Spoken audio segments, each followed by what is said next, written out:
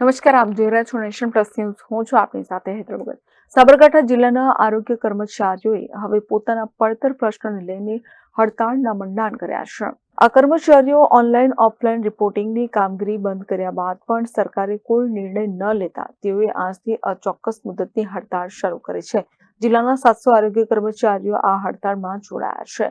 અત્યારે જે અમે સાબરકાંઠાના 700 કર્મચારીઓ આરોગ્યના દરેક કર્મચારીઓ જે અચોક્કસ મુદતની હડતાળ પર જોડાયા છે, એના લીધે અમારી કામગીરી જે છે ફિલ્ડની અંદર અત્યારે પીએમજે કાર્ડ કાઢવાના હોય છે, પછી એનસીડી પ્રોગ્રામ છે, ડાયાબિટીસ બીપીના જે પ્રોગ્રામ અમે આપીએ છીએ ગામડે જઈ, પછી અમારાથી સગર્ભા માતાને અમે પૂરેપૂરી સારવાર આપીએ છીએ કે પ્રેગ્નન્સી રહે તો રસીકરણનું છે, બાળકોનું જે રસીકરણ આપીએ છીએ, આ બધા પ્રોગ્રામોની અસર ફિલ્ડ લેવલના એટલે કે ગામડામાં જે આપણને સુવિધાઓ મળતી હતી ને આરોગ્યની, એ બધી અત્યારે ઠપ થઈ ગયેલી છે.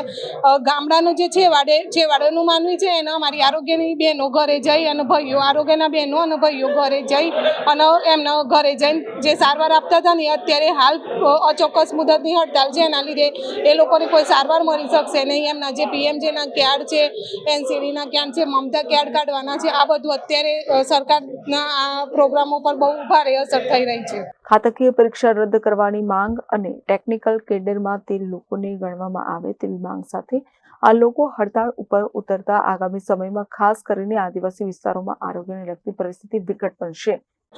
ગુજરાત રાજ્ય આરોગ્ય કર્મચારી મહાસંઘના આદેશ અન્વયે સાબરકાંઠા જિલ્લાના 700 કર્મચારી હડતાળ પર અચોક્કસ મુદતની હડતાળ ઉપર ગયેલ છે.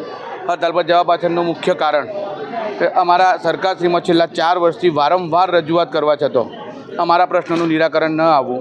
60 થી 70 વખત અમે લેખિતમાં સરકારશ્રીમાં લેખિત કરવા છતાં પણ સરકાર અમને નકારે છે અને અમારા કોઈપણ પ્રશ્નનું નિરાકરણ લાવ્યા નથી. હવે આજથી જ્યાં સુધી સરકાર અમારા 2 પ્રશ્નોનો નિકાલ ન લાવે ત્યાં સુધી તમામ કર્મચારીઓ અચોક્કસ મુદતની હડતાળ ઉપર જશે. જેમાં આજે સાબરકાંઠા જિલ્લા લેવલનો પ્રોગ્રામ આપ્યો છે. અગાઉ જેમ ગુજરાત રાજ્ય આરોગ્ય કર્મચારી મહાસંઘ જે કંઈ પ્રોગ્રામ આપશે, આગામી પ્રોગ્રામ ગાંધીનગરનો હશે તો ગાંધીનગર તમામ કર્મચારી જશે ગાંધી ચિંધ્યા માર્ગે. એના પછી રેલી સ્વરૂપનો હશે તો રેલીમાં જશે. એના પછી ગાંધીનગરથી દિલ્હીનો પ્રોગ્રામ હશે તો અમે દિલ્હી પણ જવા માટે ગુજરાત રાજ્યના તમામ કર્મચારીઓ તૈયાર છે. સાબરકાંઠા જિલ્લાના 700 કર્મચારી જોયા છે. શું નુકસાન? અને સાબરકાંઠા જિલ્લામાં અત્યારે હાલ વેક્સિનેશનની જે કામગીરી છે અને ફિલ્ડના અંદર સર્વેલન્સની કામગીરી સંપૂર્ણ બંધ થઈ જશે.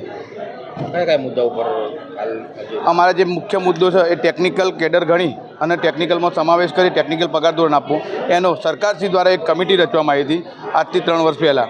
એ કમિટી દ્વારા પોઝિટિવ અભિપ્રાય સાથે અમારો અહેવાલ સરકારશ્રીમાં રજૂ થઈ ગયો છે, પણ સરકારશ્રી દ્વારા ઠરાવ કરવામાં આવતો નથી. જો ઠરાવ કરે તો નાણાકીય બોજ આવે છે, એના કારણે ઠરાવ કરતા નથી. બીજો એક મુદ્દો અમારો એવો છે કે જે ખાતાકીય પરીક્ષા જે અમે ફિલ્ડના અંદર કામગીરી કરીએ, અમારા ઘરે જઈને સર્વે કરવાનું હોય છે કે ભાઈ તમને તાવ આવે છે, તમારા ઘરમાં કોઈ શરદી ઉધરસવાળું છે, આ બધું એની જગ્યાએ અમારે વહીવટી નોલેજવાળા પરીક્ષા લેવાની વાત કરી છે, જે અમને યોગ્ય નથી. એ ખાતાકીય પરીક્ષાનો અમે બહિષ્કાર કરવા માગીએ છીએ. આગામી સમયમાં શું કાર્ય કરનાર છે? આગામી સમયમાં ગાંધીનગર જવાનું થશે તો ગાંધીનગરે જઈશું, દિલ્હી જવાનું થશે દિલ્હી જઈશું. ઉપરથી જે મહાસંઘ દ્વારા જે પ્રોગ્રામ આવશે એ પ્રમાણે સાબરકાંઠાના તમામ કર્મચારીઓમાં જોડાઈ રહેશે. Jitendra Solanki, nation plus news, Sabarkantha.